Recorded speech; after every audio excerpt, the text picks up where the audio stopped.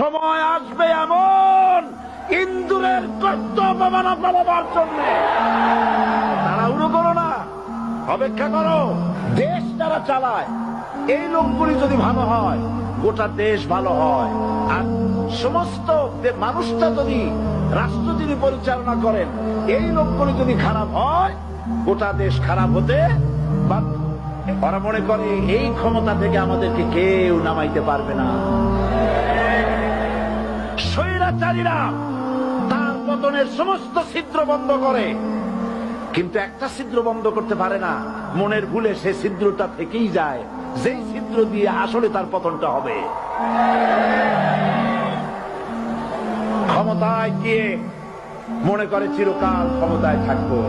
ক্ষমতায় যারা থাকে, ক্ষমতার মোহে চতুর্দিকে অন্ধকার দেখে, মনে করে আমার পতন আর হবে না।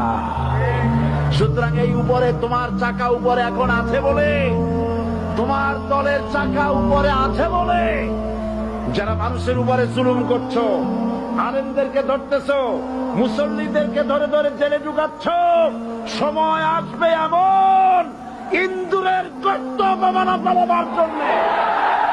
তাড়াহুড়ো করো না, অপেক্ষা করো, ধৈর্য ধরো, মার খাও, জেলে যাও, শহীদ হও।